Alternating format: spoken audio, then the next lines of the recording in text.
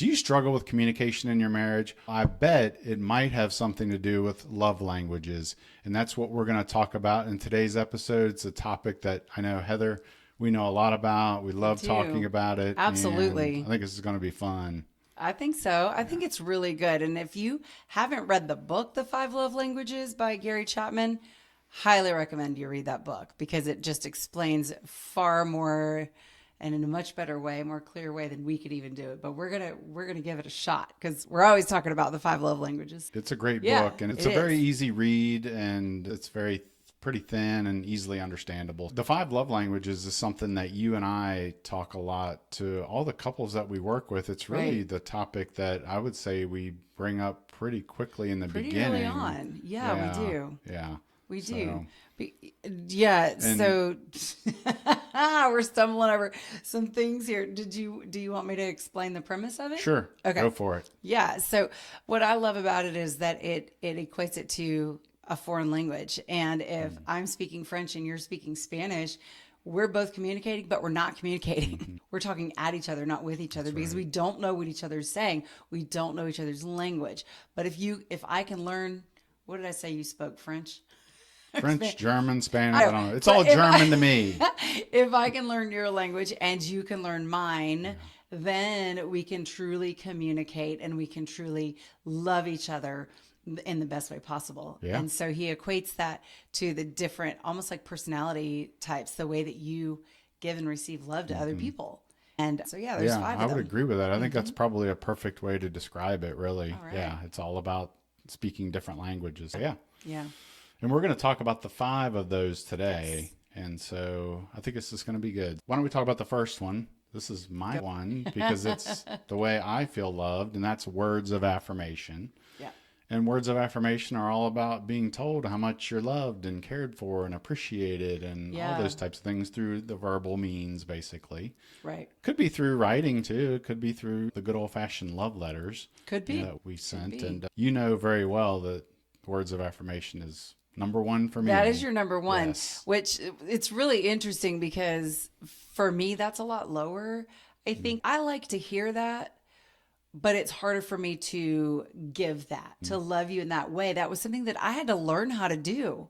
Just like we've got to learn each other's French or Spanish or German or whatever it is. That's not easy to do. You have to do that with your love language, your spouse's love language. So, like when we got married, it was, I think that was harder for me because I was not a strong communicator.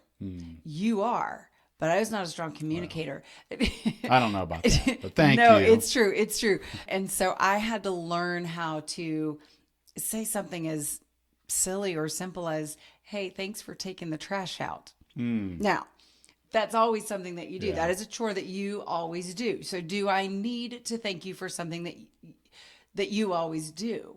Not necessarily, but I think, correct me if I'm wrong, I think that told you, oh, she noticed something that I did. She appreciated That's it. right. And I think that just filled your love tank, like made your heart grow a few more sizes. Would you agree with that? Yeah, I would. I Yeah. would agree with that completely. And I wonder too, I think a lot about these love languages and like where did they come from?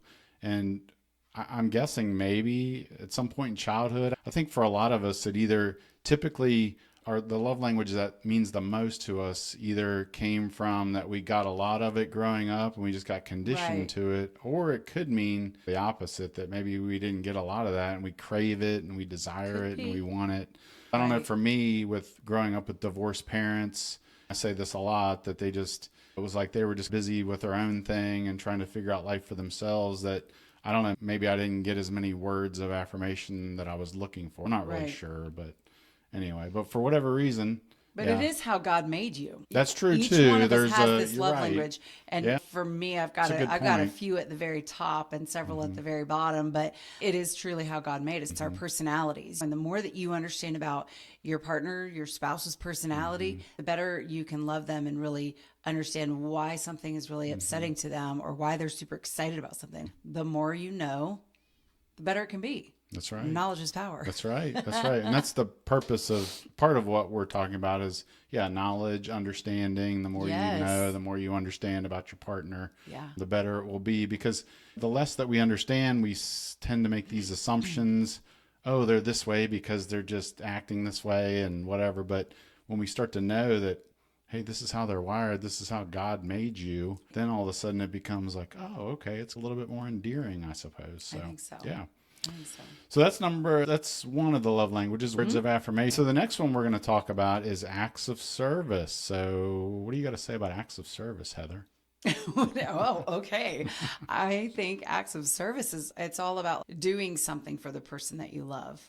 And the person who rates very highly on acts of service, they appreciate that more than anything. So if I was high on acts of service, it would mean the world to me that you took the trash out, Right. scooped the litter box, that you helped me chop those onions in the kitchen, that you fill up my gas tank. And y'all, he actually does these things for me. I do. And I do appreciate them. I really do. But yeah, for the person that ranks high in acts of service, that's what they need. And when you do those things for them and you serve them in that way, they're over the moon. They're just like, whoa, they really love it. Look what they're doing for me. Yeah, I think it And means acts a of lot. acts of service is not one of my big love languages. However, I will say that when you and I have gone through some hard times and people cook us meals and bring them over to us, that really does mean a lot to me. Yes. But I have this tendency, it's strange. I have this weird thing about acts of service. When somebody does something nice for me, all of a sudden then I feel obligated to do something nice for them. Yes, you do. I don't know why I feel that way, because with all of the other love languages, like if somebody says a nice word to me, I don't feel, oh my gosh, I feel now obligated that I have to say something nice to you. I don't feel that way. So I don't know where that one comes from. Probably need a little couch time with a therapist to figure that one out. I know. Yeah. Do you know one? But it is interesting because you will do something for other people, but you don't want anyone to do it for you. Yeah, So that's it's exactly not right. necessarily high on your list of love languages, but you're more than willing to go help out when he needs it. But I think that if your spouse is high in acts of service, like just be cognizant of that. Do what you can. Fill up that gas tank. Yeah. That's right. It's And just things like that. to another clue about what your love language is, or even what your spouse's love language is, if you start to hear complaining about something, you can get a clue as to what the love language is. Like, again, if you hear a lot of complaining about you don't ever take the garbage out and you don't mow the ever grass. cook, yeah, You don't pick the kids exactly. up. You don't help with Exactly. that. Why don't you fold the laundry? Right. Whatever. Like, why You do I have never- to do it all? Yeah. Or you never write me a love letter like you used to when we were Oh, yeah. dating, or that means probably words of affirmation are your love languages, or like we were just talking about, acts of service is your love Yeah. language. So you can get a clue about your partner depending on maybe what type of complaints that you're hearing. I think so. I think that's a really good point. Yeah. That what is fussed about the most. Yeah, exactly. And when we work with couples, sometimes I will clue in on what I hear them complaining about. And that is a cool way to bring the 5 love languages Right. into the discussion, so they can begin to realize, you know what? Okay, we all are different and we want different things. So anyway, with that, what do we got? What's another love language we can talk about? Receiving gifts. Receiving gifts. Yes. So that is the one that is at the bottom for me. I would say probably for kids, this one's probably close to the top for a lot of. I know when I was a kid, Don't we love to get those presents constantly, for no yeah. reason at all? Not the obligatory birthday, Christmas, but just for no reason at all. Yeah. I remember when I was a kid, constantly asking my mother for an Atari. If y'all know what that is, it's an old video game system from back in the 80s. And it was every boy's dream to have an Atari. Again, as I got older, I think gifts not as important to me, but there are some adults. I think the research tends to suggest that gifts probably are, of the 5, generally a little bit lower for most adults. But some of them still like them. So if you know that your spouse is squealing with delight over the fact that you brought home a candy bar from the local gas station or whatever, then pay attention to that. Oh my gosh, that only cost me $1.50. I can do that again. That's easy. We're not saying go out and buy the Good diamond point. necklaces and the gold rings and the roses that cost $65. We're not saying that. Think of, just notice these things about your spouse. And if this is something that they love, you find those like inexpensive ways to pour your love out on them. And it is low for you because when I go shopping, y'all, especially when my sister's in town, we go shopping. I'm like, oh, let's head over to the men's department. I'm going to get a little something for Brian. He's over here just grinning. Ugh. And I will bring home things for him. And he's like, you don't have to do that. You don't have to do that. I'm like, but your clothes are threadbare. That's like our little joke with each other that it's okay, come on. Sometimes they are, sometimes they're not. And I'm like, just try them on. And then he's like, okay, thank you. Yeah, he totally fusses about that. But I'm still going to get him some new stuff anyway because he truly needs it. But pay attention to whether or not that's something that really touches your spouse. And if that's what they love, do it. Do it. And it may not be yours, but it's a good thing to do for them. Right. And you make a good point about it doesn't have to be anything big or grand. It could be something as little as, what's my favorite candy? Do you know? Reese's peanut butter You got cup. it. You got it. Yeah. So if you were to pick that up for me, yes, I know I fuss about a lot of things, but hopefully that would be one thing I would not fuss at. I know sometimes but you I might did say, the last time. well, I'm just saying. it was probably, we won't go Who there. knows? Who knows? Yeah. I just ignore them and say, oh, whatever. You're going to eat it anyway. You like it. Yeah. Gifts. All right. What do we got? We've What's probably next? beat the gifts to death. We What did. do we got here? We got quality time. Quality time. That's another one. That's one that's important to you and I. And Absolutely. I would say, you can correct me if I'm wrong here. I think there's two different ways to look at quality time for people. I hear some people say, as long as you're in the same room with me, you can watch TV, I can read a book. That feels like quality time to me. Nope. For some people, it actually is. But for some people, it's no, I want to be doing something where we're interacting with each other. Yeah. And whether it be playing cards or doing a puzzle or, doing a devotional.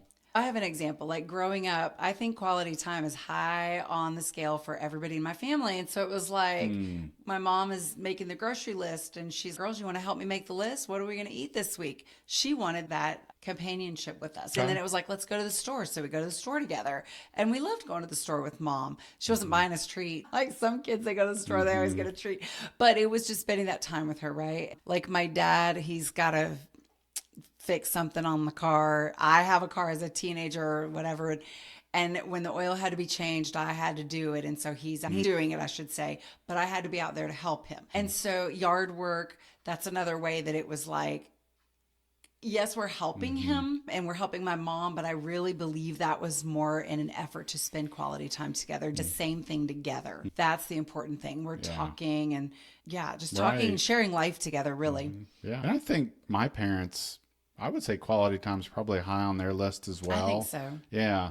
Because I know typically when if we arrive at their house after a long day of travel, they just want to let's sit down and we're going to talk. And we get in at 8:30 at night and I'm like ready to sleep. I know, and they're exactly. talking. They really want to spend that quality time with us. Right. And it's good. And sadly I fall asleep and Brian's, I think she's done. I think it's time to go to bed. Yeah. But it really is. It's very sweet because they do just want to spend time with us. Yeah. And you wonder, I don't know if this is true, but you wonder as we age if quality time starts to mean more and more, just because people tend to mean more and more. When we're younger, it's all about material things. And hopefully as we grow and get older, it's all about our relationships with people. I think that's why quality time's a big deal for a lot of people. So So I think if that is your spouse's love language, like whatever you can do to spend time with them, engaging with them and talking or laughing, sharing stories, listening to music together, reading a book together, like whatever, even running errands together. Like for you and I, like we run errands together on Saturday and we joke about the places that we usually end up going. Kohl's to do an Amazon return, Goodwill to make a drop off, Lowe's to pick up another box of nails or something, and then the grocery store or whatever. And but we run these errands together that are so mundane and boring that we could do them separately on our own. We do it together and then end up having just a really fun, engaging day. It's just that's a whole other episode, which I'm sure we've done, where we are making the most of these little silly opportunities, main opportunities or whatever, but spend that time with your spouse, just pouring life into them. we are doesn't have somewhat, to be anything special. We are people of routine. Yes. I've noticed that, but that could be another episode too that we can talk about being routine. But anyway, quality time is very important. Yeah. Now we've saved the best one for last because I know somebody in this room who this is their love language. Physical And what touch. would that be? Physical touch. That's right. Yes. You want me to describe that one or Go shall ahead. you? Yeah. So physical touch, it means probably what you think it means. It obviously means sex, of course, but it can also, yes, thank you. It can mean something as simple as caressing, hand holding, hugging, Yes. kissing, Yes. just A snuggling, hug. just even like being next to each other, really. Yeah. On the couch or Yep. whatever it might be. So, Sometimes we're sitting on the couch and I might just reach over and put my hand on your hand, just give you a little squeeze. I know that's not, I think that's your number 2. So I know you appreciate yeah, it's pretty it, high for but me. it's still like just reaching over and touching you and squeezing your hand or whatever is my way of saying, I'm so glad you're here and I love you. If you did that to me, I'm like, oh, yay, he loves me. I don't know. Right. It's corny. Now, I'm curious, when you were growing up, did you like physical touch? Did you like to Yes. cuddle with mom and dad when you were Yes. little? We were and- cuddly children, cuddly. Yeah, for Yeah, sure. yeah, that's cool. I think when I was little, I was probably the opposite. Because I have these memories of my grandmother, as sweet as she could be. She would always want to kiss me on the cheek when I would be Grandparents wanna do leaving. that. Yes, and I was like a little bit of a squirmy wormy, I guess, when it came to that. But Yeah, kids don't for like some that so reason, much. for some reason, I grew to like that a little bit more. And yeah, for me, it's my number. I would say it's my number 2. It might be neck and neck with quality time, physical touch. Yep. Physical touch, I think maybe nudging a little bit higher. But yeah, I know for you, it's far and above number 1. I know. I remember when we were dating, y'all were sitting in church, and I'm like, why doesn't he ever put his arm around me? Isn't that what the well- guy's supposed to do? He's supposed to put his arm around his girl. He doesn't ever put his arm around me. He doesn't hold my hand as we walk like to the parking lot to our cars or whatever. Is he embarrassed? Like, I literally thought these things, right? And then as we were talking about them and talking about the love languages and all that, I remember we had that conversation and there were some reasons because he felt like everybody at the church had all eyes on him. Yes, And thank it was a you. little scary, and it was just like, they were watching me because they knew my past, I call it my Yeah. former life. Yeah. So he was just a little more cautious Right. about that. And Yeah. he treated me with kid gloves. But after that, he was like, okay, so you need to know that I do have strong feelings for you. I Right. do love you, but this is why. It was just good conversation, really, to understand more about each other Yeah, because that's my love exactly. language. That's how I knew that he cared about me. I don't even know if you'd said you loved me at that point. That's how I knew. And when I wasn't getting that from you in a dating relationship, it was like, that was very scary to me. And so we had to okay. talk about that. True. And then you were like, all right, Yeah. I get it. Well, how this is hurting you. So Yeah. these are, Yeah, that was I remember it was a struggle, especially at church, because I felt like that was your turf and Yeah. your friends, and they were Yeah. watching out for you. That's and right, they So I were. struggled. I don't know that I had much of an issue if we were out and about at a movie or No. a movie theater or It was whatever. at It was church. more about, it was solely because of church. But I think once we had that conversation about this issue, then it was like, hopefully I was able to relax a little bit more. I think And, so. let that go. And then, of course, the longer we were together, the more I felt like people accepted me and things like Yes. that. So yeah, Yeah. but you bring up a good point. It's all about communicating. That's what we have Right. to do when it comes to these love languages. Right. You have to talk about them. You have Right. to understand them. And About that's your what too. other, yeah. Yeah, I just gave you that example of where I felt like my love language wasn't being spoken, and we talked about it. And as I said, I was not much of a communicator, so it was a very difficult conversation, but we did it. And so for you and your spouse to take the quiz that we're going to get to in just a second, figure out what your love language is and what that looks like for you, what you need. It goes a long way to understanding each other Yeah. all the more. Yeah. And that's a good point that you just brought up, is that if you go out to 5lovelanguages.com, and I believe it is the number 5. We'll put a link in the notes wherever you're seeing or hearing this. You can go out and take the love language quiz. Yeah. And then what I find really cool, I don't know about you, but like when you both take it and then you compare notes. And That's it's really a pretty good. cool conversation with It each other. is. So yeah. And if you read the book together, and I love to say this, like you don't even have to do a chapter a day. You do a page a day or something like that. And you read it and you talk about it. And what is that saying to you? What does that mean to you? It's just so good. I remember the first time I read it, I cried through the whole thing. It just made so much sense. Yeah. It really does. That's good. That's Yeah. good. And with that, we're going to work on wrapping up. We got two Yes. things for you. One that I'm going to mention. Make sure you like, follow, subscribe wherever you are listening or hearing this. It will really help you get all of our great content, and it will also help us get the message out to other people. And then you've got something that you're going to share. I do. Yeah. We've got a free resource on the website under date night ideas, because sometimes we just need a little refresher of things that we can do or whatever. And they're just different and a little bit maybe more creative. And I think a lot of them have like questions that can, so that you can talk about things with each other. I think that some of these date night ideas can really hit a lot of the different love languages. And That's true. so we just encourage you to go to the website, check it out, and try one of those date nights and leave us a note if you did it and how it went, and share it with other people. But yeah, don't forget to date your spouse. That's good stuff. Yes. Yeah. And with that, why don't I pray and we'll take us out of here? Sure. All right. Dear Heavenly Father, I thank you so much for those that are listening and tuning in. And we hope that this discussion about the 5 love languages has been beneficial. And we know that love comes from you, Father, and we give you thanks for that. And we know that there are different ways to express it.